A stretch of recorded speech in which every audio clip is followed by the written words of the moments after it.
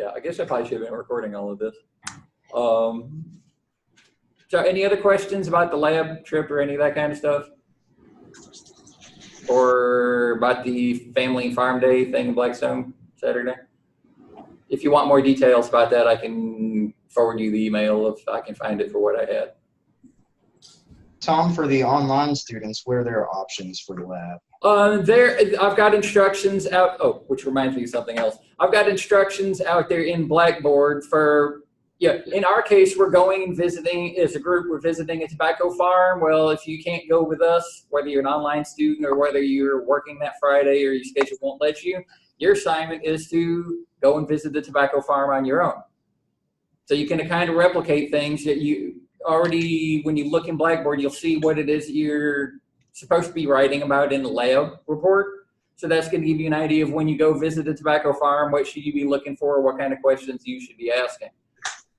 Same thing for a beef cattle farm. You should go and visit somebody that's got a beef cattle. It doesn't have to be a 500 head operation or a 2,000 acre thing. It could be, you know, see what you can see and visit what you can visit. I realize for those people that are coming from Southwest, they may not have a tobacco farm nearby, so that might be more of a challenge for them. So I think I've got instructions on some stuff that they can go YouTube videos and that kind of thing that they can watch, learn about tobacco on YouTube if they don't have a farm available to them. But each of the labs, we're going to have something like that. If you can't do the trip, try to do your own trip that mirrors what we do. And then if that isn't an option, option number 3 is going to be, we'll have some resources, instructions for something you can do purely online. But that is not the best of the 3 as far as your learning. And the other thing is we're visiting a beef farm and a tobacco farm Friday. But what I've done is for you plant science people, you write your report on the plant science part of it, and that's what you post in a plant science class. And then for the animal science people, you write your report on the beef cattle part of the visit, and that's what you post in the animal science class. So you don't need to be posting about cows here in the plant science class, and then you don't need to be posting about tobacco in the animal science class, just sort of, so you can have 2 little 1-page, 3/4 of a page reports kind of thing, focusing on each of the 2 classes instead of merging them together as one big one. Because we have some people that are only in one class or the other, not both. So does that make sense to you? So 2 baby reports, 1 for each class. There's going to be a few of these trips that it's going to be the same report for both of them because they're not going to necessarily be plant specific or animal specific. So some of them, it'll be the same report that goes into both. Good question, whoever asked that. Okay, any other questions about the lab and stuff?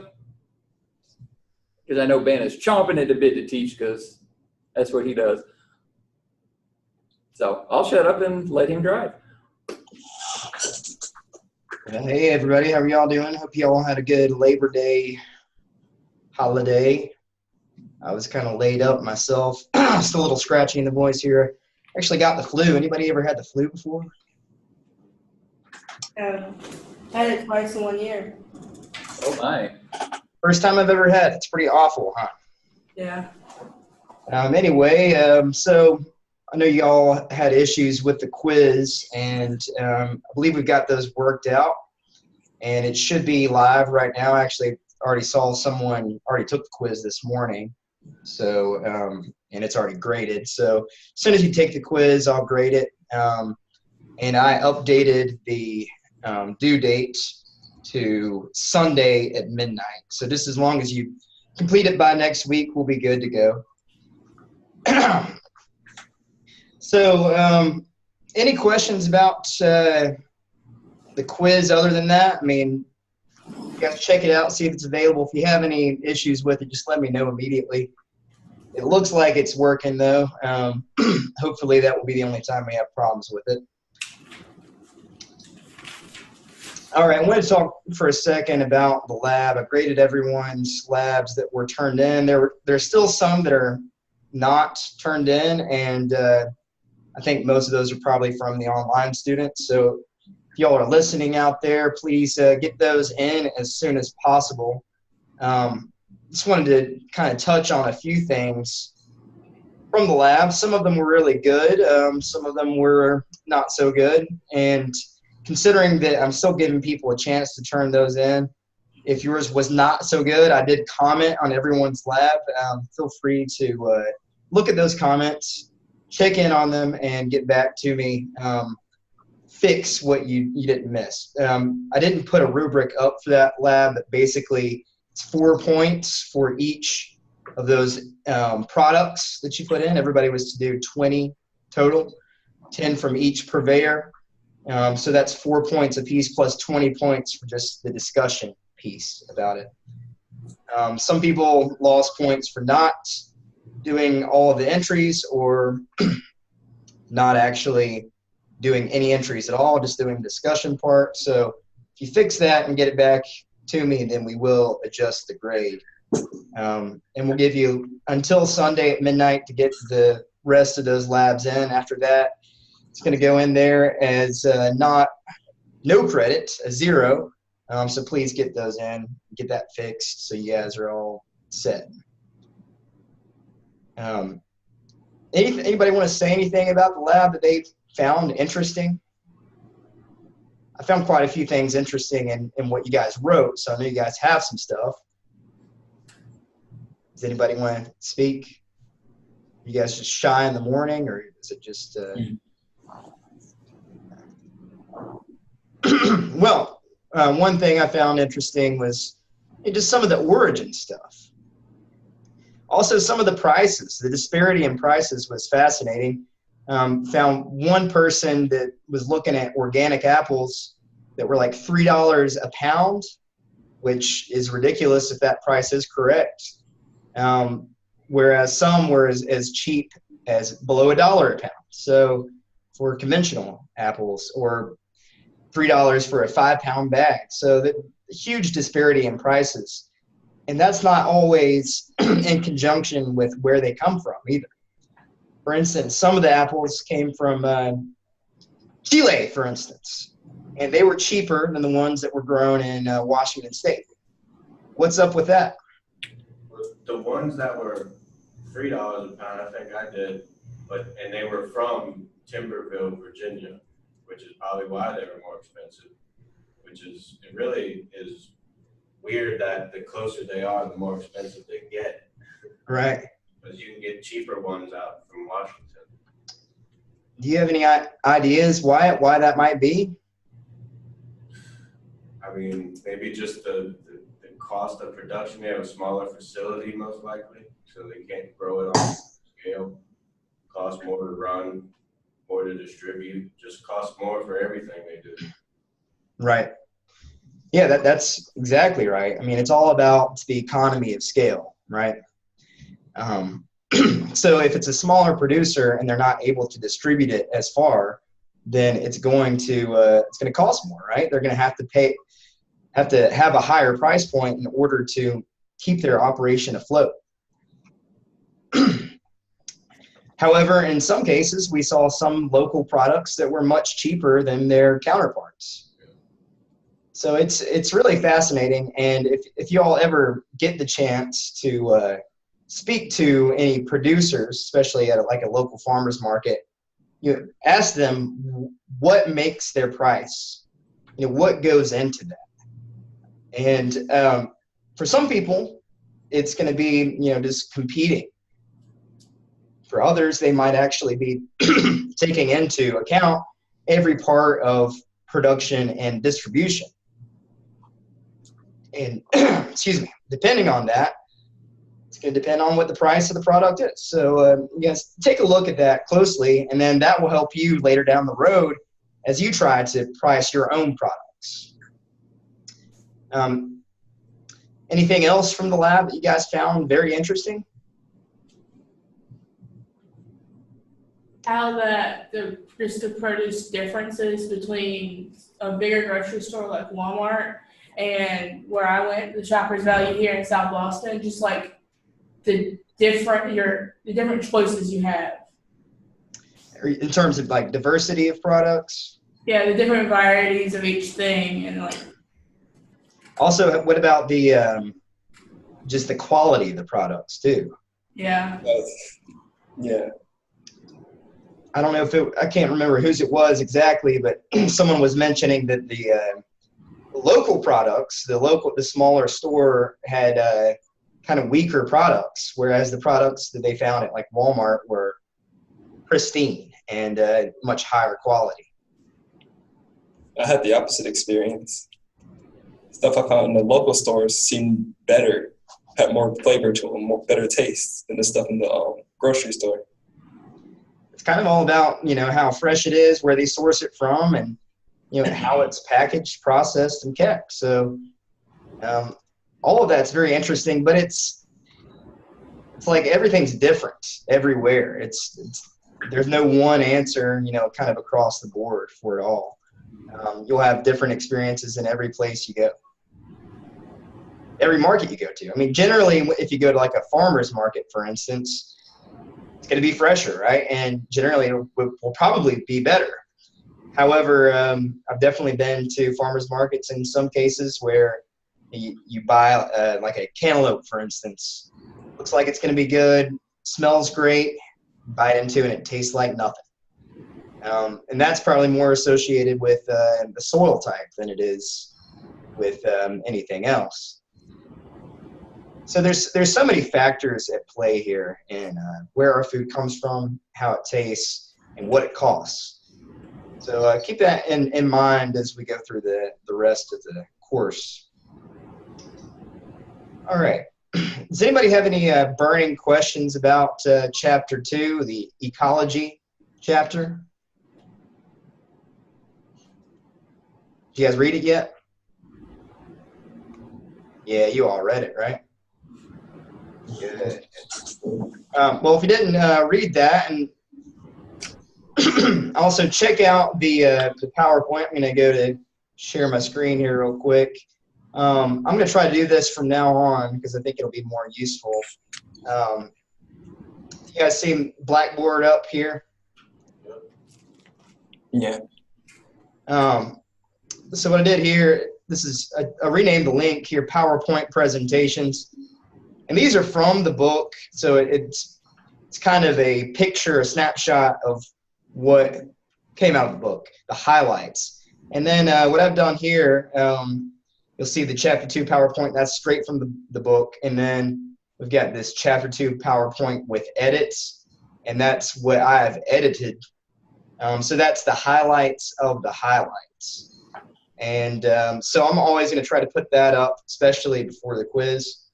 I'm going to try to put up the Chapter 2 quiz by Monday at the latest, and then we'll give you guys a whole week to try to get back on schedule to take that. Let's just look at the highlights real quick from that. All right.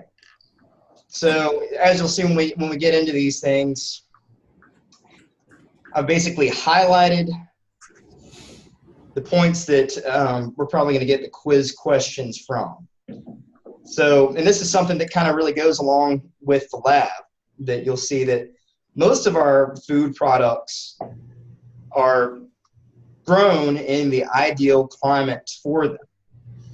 Of course, northern hemisphere, southern hemisphere, kind of depends on when we get the products. For instance, right now, unless you're getting some early apple crops in, we're probably eating apples from the southern hemisphere right now. Probably most of the things you see in the stores, other than what Wyatt found there, and a few. And that actually might be why that was cost so much, Wyatt, is that they have a competitive edge on the local market because there are not other local apples available yet. Of course, there are some early varieties out there, but climate determines the kinds of plants that grow naturally in an area, as well as unnaturally in an area, the crops that we grow, and the rate at which they grow. And because of that, that's why we're able to produce crops in the ideal area, in the ideal climate, and why we're shipping things all over the world. Another big note here that natural ecosystems are usually more complex than crop ecosystems.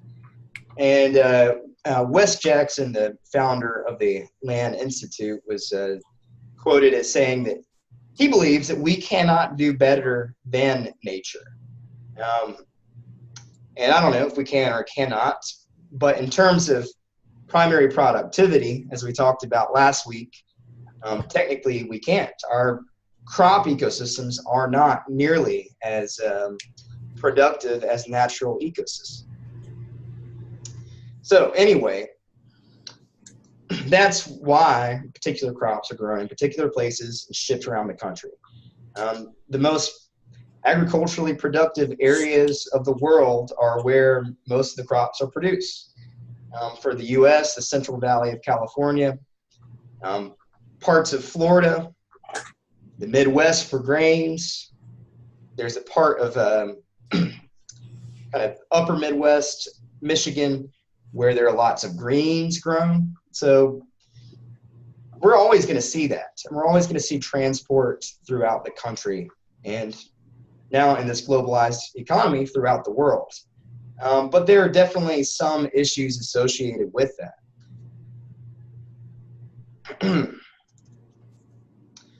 Next slide. Excuse me. Talking about how we define the environment and how that determines the boundaries of population. And another thing to note here is that, again, ecology does not disappear when we grow plants in an altered environment. In fact, we still depend on ecology in many cases. We've changed it. We've altered the ecosystem, and because of that, we're going to have different issues associated with the production of the crops. Something that I mentioned last week about, in the book, they say that we try to exclude macrofauna, birds and mammals, in our crop ecosystems. Now, I added in here because they are, generally seen as pests. But I want to ask you guys the question, do you think we should always exclude the macrofauna? Probably in many cases we should, but in some other cases, I think the macrofauna can be important. So think about that to yourself. Should we always include macrofauna? The microflora and fauna we're always thinking about. And of course, we want to exclude some of them too, right? The insect pests, the weeds. We got to get those out of the crop ecosystems if we want to optimize production, which I think we want to do, right? Everybody wants to optimize production so we can make the most money.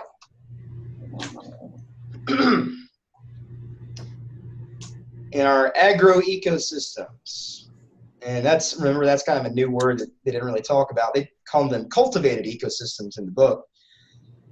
We're looking at how we might have to add nutrients or chemicals to promote crop growth or to suppress disease or other pest problems. And generally, those are absent in natural ecosystems, at least additive nutrients and chemicals, or are they? Kind of depends. We've actually seen that some primary productivity has actually increased in certain ecosystems, natural ecosystems, as a result of human activities. For instance, influxes of nitrogen. In some cases that can be bad, and that could be from runoff from farms. It could be actually gaseous ammonia that has actually become part of the atmosphere that then leaches out in rainfall. We actually are adding nitrogen to other ecosystems. Also sulfur in some cases. Sulfur dioxide for a long time came from power plants and was basically inundated in the atmosphere, and then we had acid rain, right? You guys remember acid rain? That actually acidified soil in some places, and in some cases was actually a good thing in terms of pest control. Sulfur, for instance, is a natural fungicide, keeps a lot of diseases down. So in some cases, they're not natural, but they kind of have influenced natural ecosystems.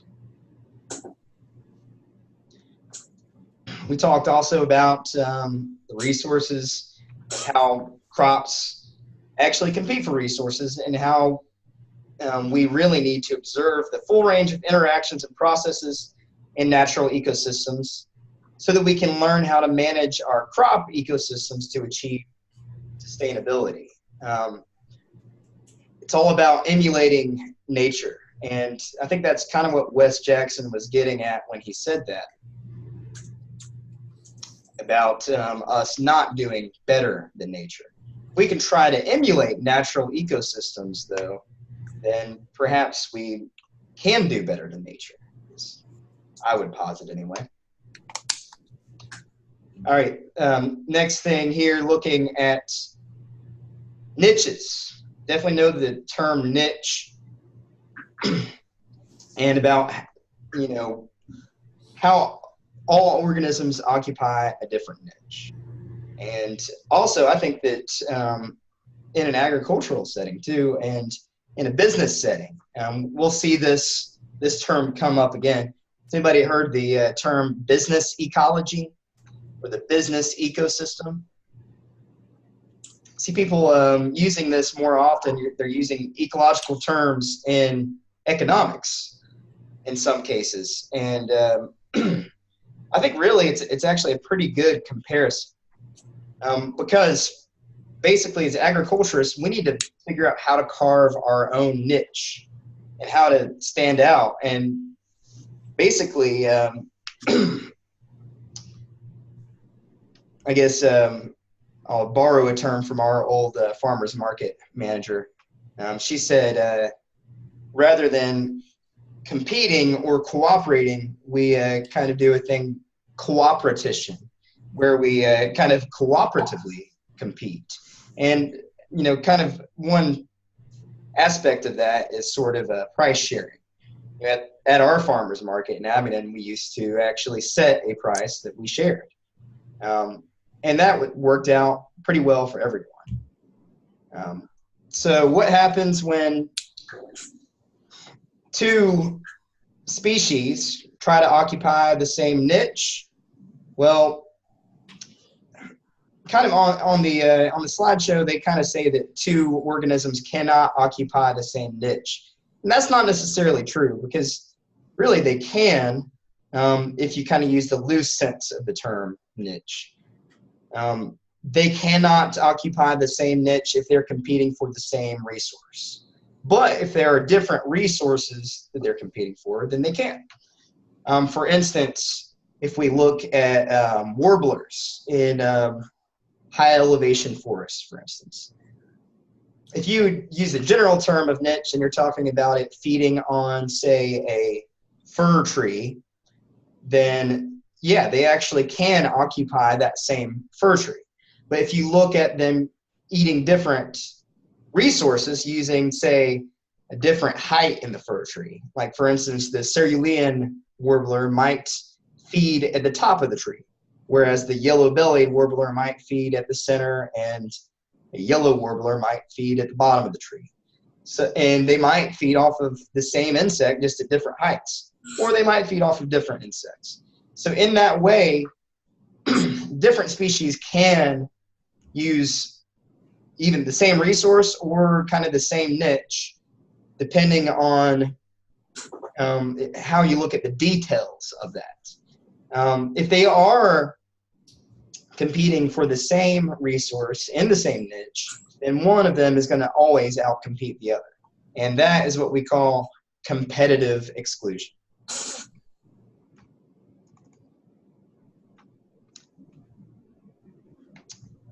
And that this was fascinating. They talk about weed control strategies and how a lot of farmers are now using kind of an ecological form of a weed control strategy to plant additional non-competitive crop or non-crop plants to occupy those niches that would otherwise be occupied by weeds. Anybody have an example of that? You might see some examples on some of these farm visits that you go on. I'll just give you an example that we actually use or used to use on our farm. We used to actually undersow our tomatoes with clover, a white Dutch clover. They're occupying different niches, basically. The tomato is growing up and growing tall, and the clover is a ground cover, very shallowly rooted, whereas the tomatoes are more extensively rooted. So because of that, they are keeping weeds down and actually providing a little bit of nitrogen too to the tomatoes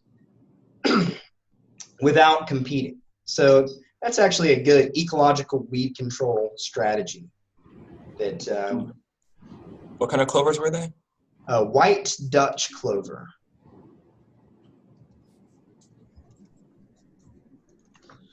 Excuse me. Another ecological relationship here, and you might be familiar with this, Yusuf, since you're a quasi-vegetarian, right? You said you eat some fish. So he's almost an herbivore, right? So what eats plants they're all known as herbivores, of course, and generally they can be pests. They could also be beneficial, though, too, if they're eating the weeds. So we call that herbivory when a pest feeds on a plant. The predator in this case is the mollusk or the insect or the mammal or the bird, and they eat the plants. So therefore, they are the herbivores. That's herbivory. A major issue in crop production, you guys.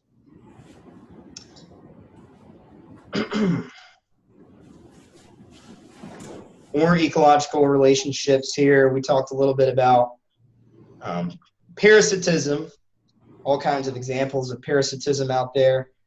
I want to throw out mutualism as well. That's where both organisms benefit. And a great example of that is mycorrhiza growing on the roots of the plant. It helps to supply the plants, whether it's a crop or not, with nutrients, and the plants give it basically a place to live. So they both benefit. The other one I wanted to point out, commensalism, and they definitely got this one wrong in the book. They said basically they use the same definition for mutualism here, but it's commensalism is where one organism benefits, the other does not benefit, but is also not harmed. And we were struggling last week to come up with some commensalistic relationships. Anybody think about that? You guys have one?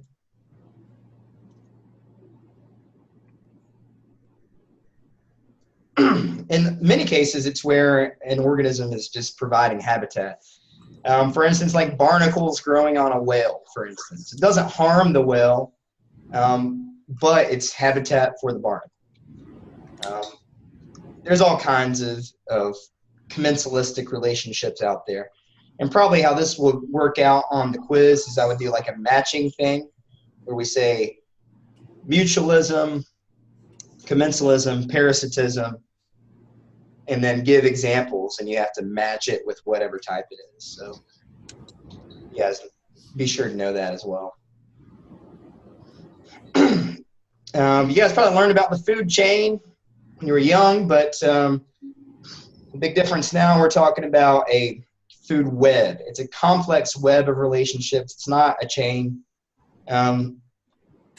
I kind of like the idea of looking at it like a chain. It's simplified, but the idea is that if one link breaks, then the whole chain breaks, right? So it kind of goes into play how ecology really is important. Excuse me.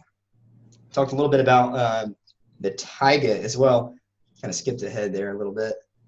Sorry. Let me go back here. Talking about climate.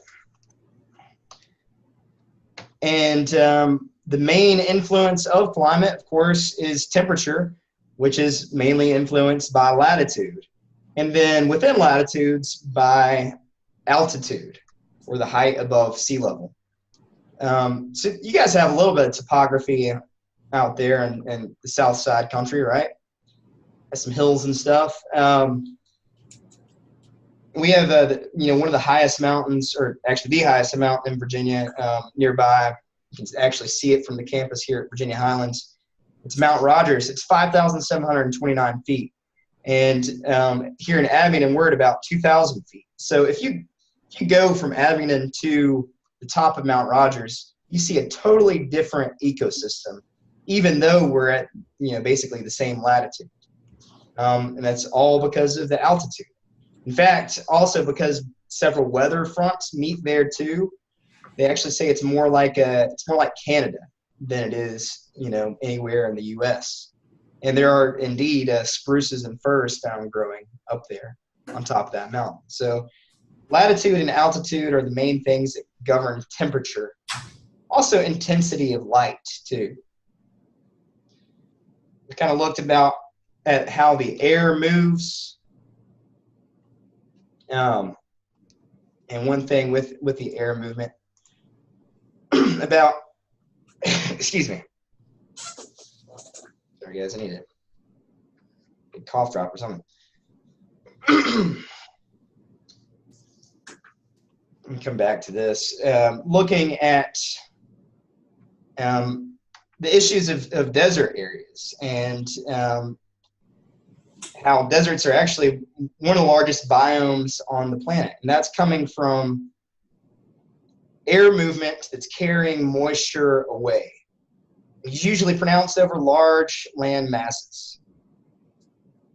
Unfortunately, we don't have any deserts nearby, but desertification is really still a large issue and really an environmental disaster. And we actually see that it is happening in some places. And I'm going to skip around a little bit. Sorry for the confusion. But one thing that we're going to look at here, they're talking about tropical forests and how there's such a tight ecosystem and such thin soils in the tropical rainforest that after the rainforest is cleared, they might be able to raise good crops for a year or two, but then the nutrients are soon exhausted. And actually, because that kind of ecosystem web has been broken, it's looking at becoming desert. Some of these tropical areas are now becoming somewhat dry on the outside. Forests actually generate a lot of moisture. So it's important to have. Again, back to the taiga up here. That's that coniferous section of basically it's like north of like 50 degrees latitude. This one section, but below 60 degrees. Anything above 60 degrees is Arctic, basically. And that's mostly just in the northern hemisphere. We don't really have taiga in the southern hemisphere. One, because there's not really much land there. Of course, that's what taiga looks like there. Big thing on wetlands here. Again, I want to stress that, wetlands are ecological buffer zones. And again, they are actually really being affected right now. If you're following tropical storms, a lot of the barrier islands that really protect our coastal regions, we're having some major issues with that. The wetlands, again, are these ecological buffer zones that provide a place for filtration of pollutants coming out of waterways, but also from storm surges coming in from the ocean. So wetlands are extremely important, whether they're inland or coastal. And anybody want to guess what the biggest threat to wetlands is now? Anybody? Weather. It's actually agriculture, believe it or not. development is a huge issue as well, but agriculture is one of the biggest threats to many of our wetland areas, mostly from nitrogen runoff, which, by the way, there are the two biggest pollutants of waterways come basically mostly from agriculture, not completely from agriculture, but anybody want to guess what the #1 pollutant of waterways is? It's not something you would think of, really. It's actually sediment. Soil is basically the #1 pollutant. And if you were to look at, actually, you might want to do this. Take a look at Google Earth and just kind of zoom in on the Mississippi River Delta. And you might see a big area of kind of brown right there in the Gulf of Mexico. And that's basically from soil. It's become what they call a hypoxic zone, one of the largest environmental disasters in history. There are more,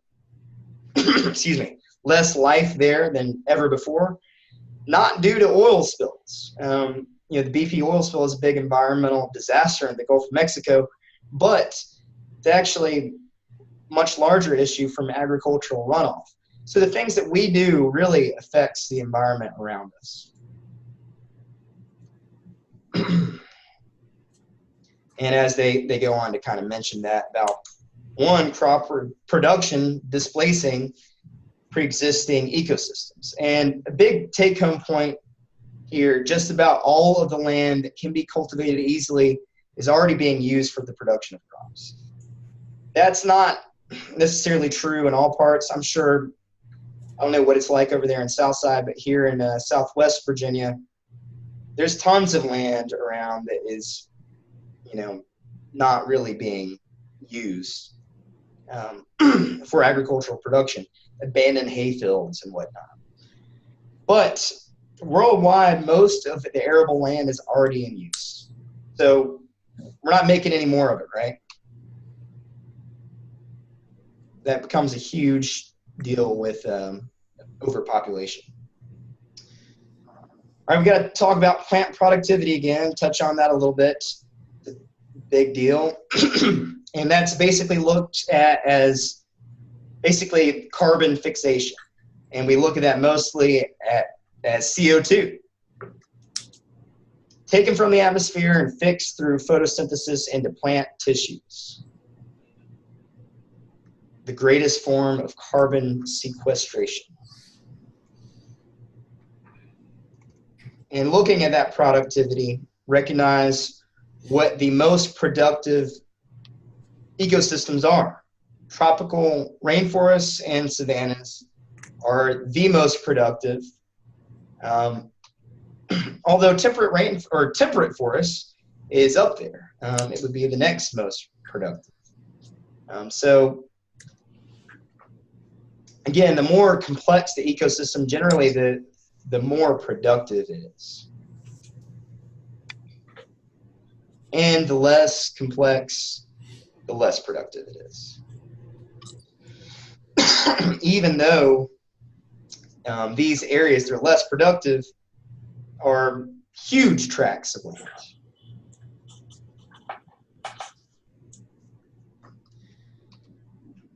All right, in terms of carbon fixation, cropland is usually less productive than the biomes that it replaced, which is particularly true for annual crops because they're removed at the end of the season. So I want to stress, though, that it says it's usually less productive. And I want to kind of posit that kind of a challenge to you guys. Do you think that cropland can be more productive than the biomes that it replaced? You don't have to answer that right now, but kind of think about that. How could it be more productive? Can it be, and how can it be? That's something that we need to kind of try to examine for the future of mankind, really. And I think there are some answers in here about how possibly it could be. One, kind of trying to emulate ecosystems in our agricultural production. And looking at this principle right here, succession. basically the changes of ecosystems over time. All ecosystems are kind of going towards a climax community. Can anyone give me an example of a climax community?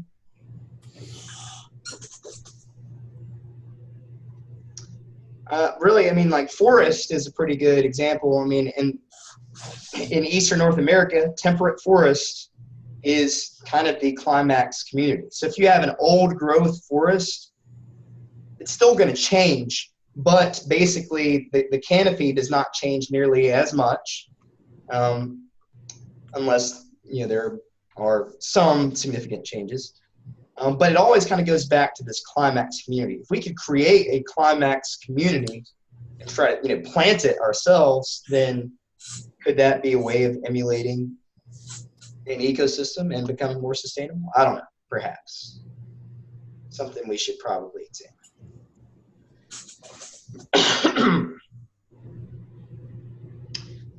The thing here, once a climax community is established, no other species can easily invade because all the niches in the ecosystem are filled.